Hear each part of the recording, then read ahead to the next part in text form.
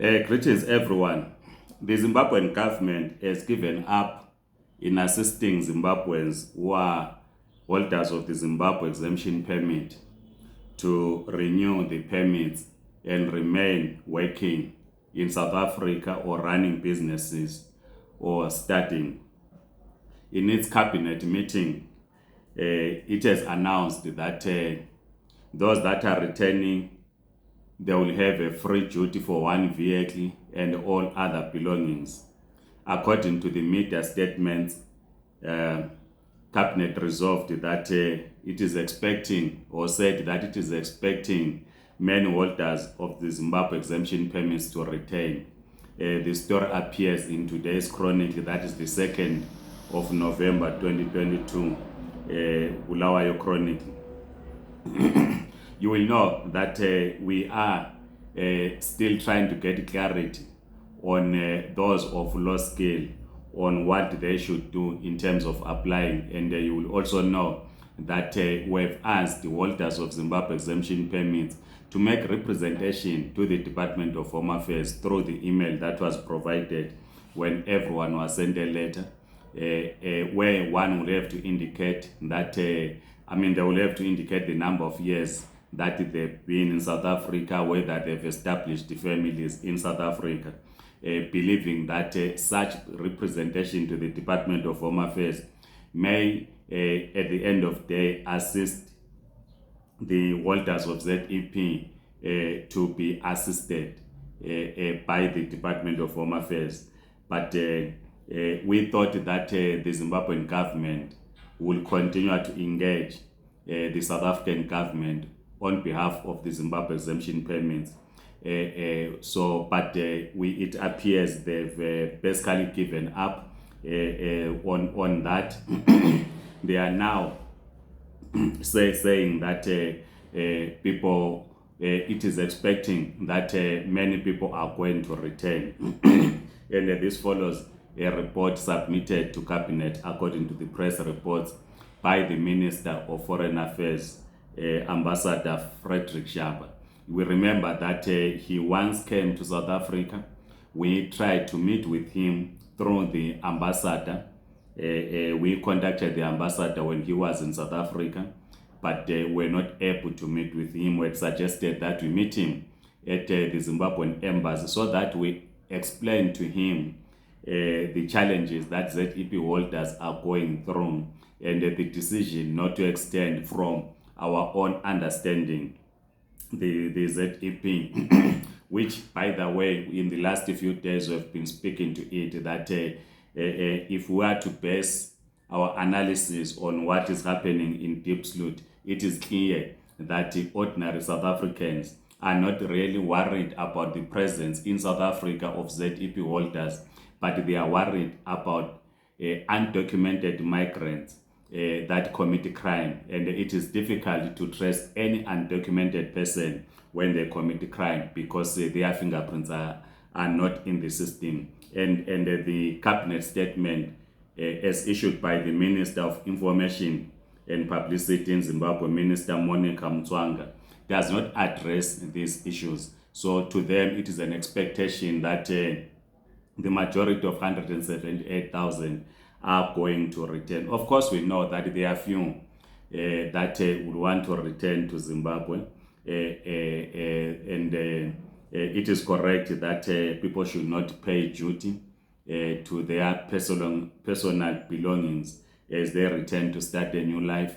We know that there are few that would be returning to Zimbabwe. Whether the permits are not extended, whether they are extended, they are returning, because we know also as a fact that some people that initially applied for DZP in 2010, they returned to Zimbabwe. They did not come back to South Africa to renew in 2014. They are in Zimbabwe. And it was the same thing when some renewed ZSP. They decided to relocate. Some went to Zimbabwe, some went to UK. Even the current holders of ZEP, there are some who returned to Zimbabwe that we know before the announcement was made for one reason or another, and the others went to the UK. But the majority who are people of low skill, of whom we thought that we are together with the Zimbabwean government to try and assist them to remain in the Republic of South Africa. But it seems the government of Zimbabwe has taken a different route to that. So if you are returning to Zimbabwe, according to the Zimbabwean statement as posted out in the media by the Minister of Information and Publicity, is that you do not pay duty for your vehicle, one vehicle, and the other personal belongings. Meaning that if you have more than one vehicle, you will pay for the other vehicle, but one vehicle will be duty free. Last time that put some to say this vehicle should they put some to say if your vehicle is older than this, you will have to pay duty or not to pay duty. So that clarity is not there. So you are not sure whether if you buy, say your pocket allows you to buy a brand new vehicle, whether they will allow that duty free. But we take it that because they said one vehicle, then all other belongings, when you are returning, you will not pay duty. They are saying that an interim committee is being established to deal with the people that are returning.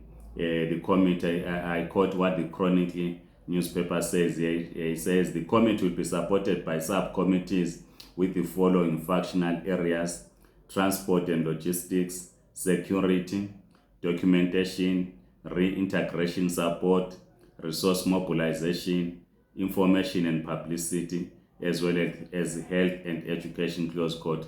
They quoted the Minister of Information and Publicity. We recall that Ruben Barrow, the ZBC news reporter, at some point was at the Robert Mugabe International Airport in Harare welcoming Zimbabweans that were deported from the United Kingdom. There was a media frenzy when they arrived, and it was like government was going to take care of them. Once they went to their private homes, that was the last we heard about any program government offered to them to assist. And this is going to be the same thing with these ZEP holders if they decide to return. So it is just a publicity stunt. There is nothing much that they will do, because they are not going to transport the people for free from South Africa to Zimbabwe. They are not going to do that. So transport logistics is just to say, but you can pay this bus company. So they might actually bring their Zuko company to catch on the monies from the ZEP holders to say government is providing transport, but it's not going to be free. You will have to pay. So they will check some of their friends that are bus operators and saying, we have decided that ZEP holders, for ease of dealing with people at the border, their goods and so forth, we believe that you should use this transport, which you'll pay for, and that money will be going to their friends and them in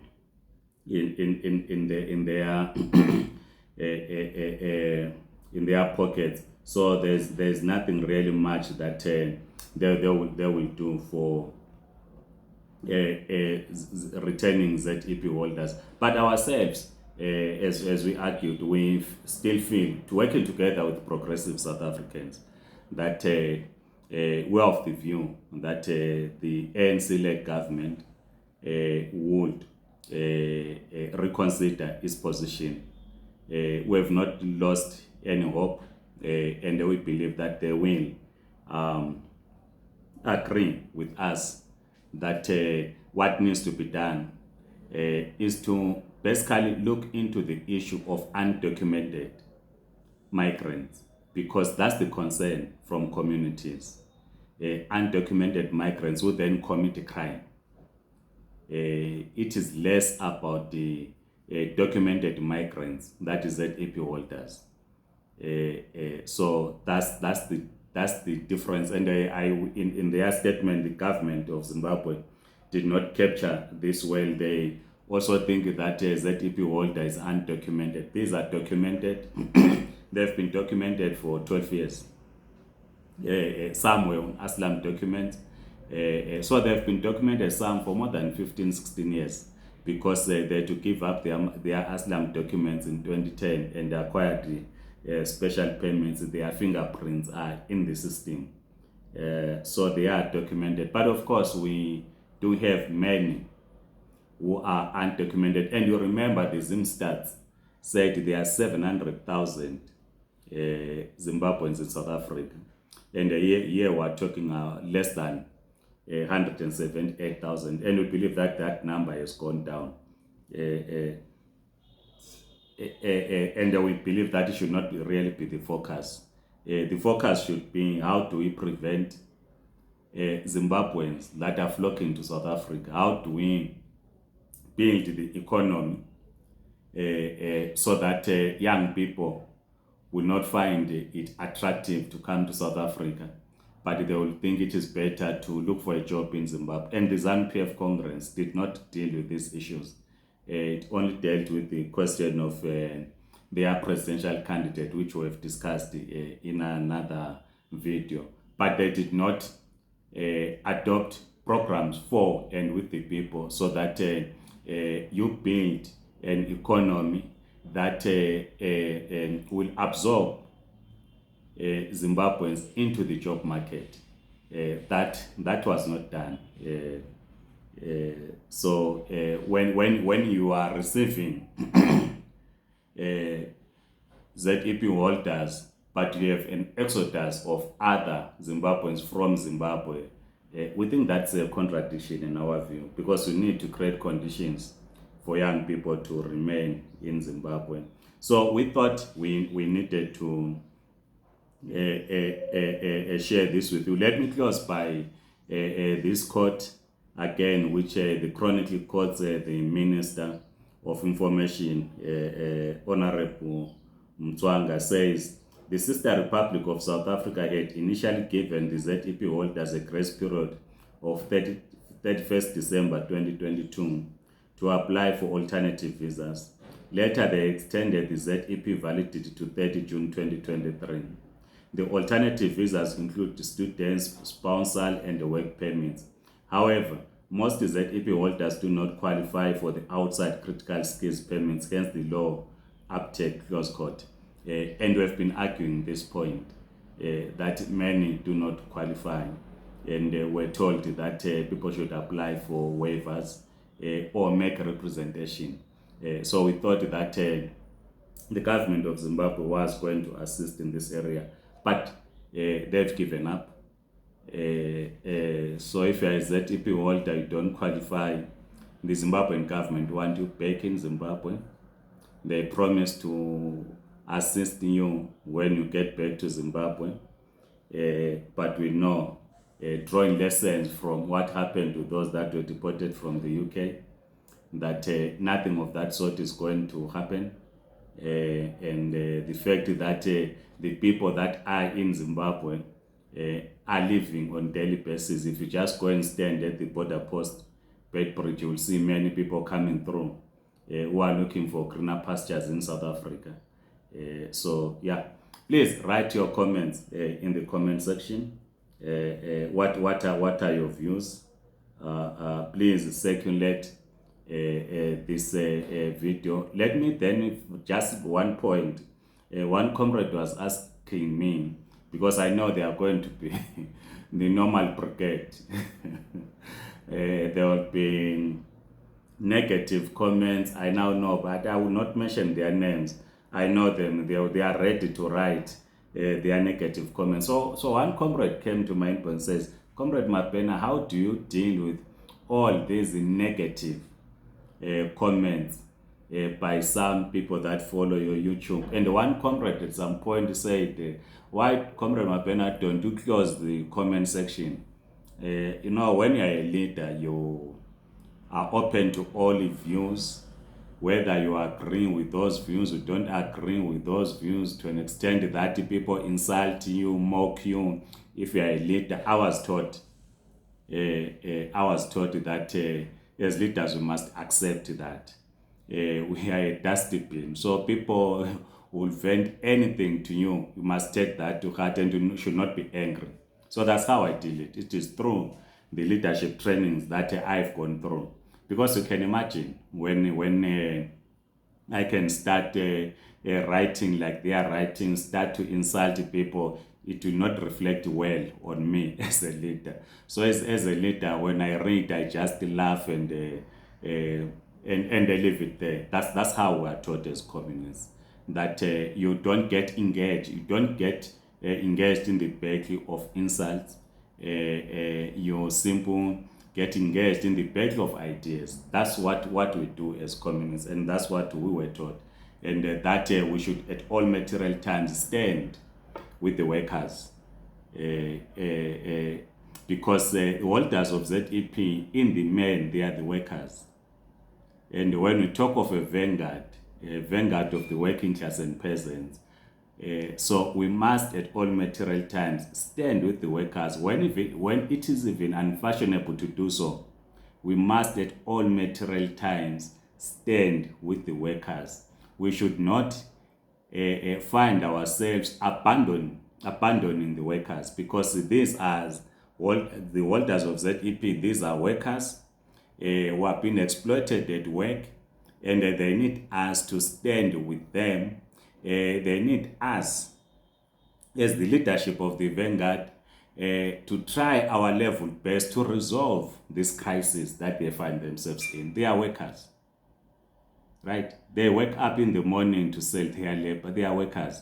They are being exploited. So it is our revolutionary duty to stand with the workers. When we then abandon them, we are no longer communists or aspiring communists, to use the correct term. So that's how we deal with all the negativity that is being written, all the insults that are being made. So we don't get angry, we simply read, but we continue focusing in assisting the workers, because ours it's a class struggle, and we have said that we clearly understand the condition of the South African worker and the South Africans in general. We understand the issues of unemployment in South Africa. This is why we are saying, and we have been saying this platform, that every migrant worker must join a trade unions, so that migrants do not isolate themselves, and so that we do not weaken the struggle of the workers, be they migrant or South Africans. So when all of us as workers are in trade unions, we will deal with the question of exploitation of vulnerable workers. So this is why it is key that migrants join trade unions and wage a struggle with other workers. So migrants should not be in one corner. So by supporting the struggle of the migrant workers who are on ZEP, it does not necessarily mean that we are not involved in the struggle of the South African workers. And those that will tell me that Comrade Mabena go to Zimbabwe and fight for the workers, we've got South Africans who will fight for the struggle of the workers, they don't understand what internationalism is. But of course, we'll continue to educate. Otherwise, comrades, please subscribe to this YouTube channel. Have a great day. Goodbye.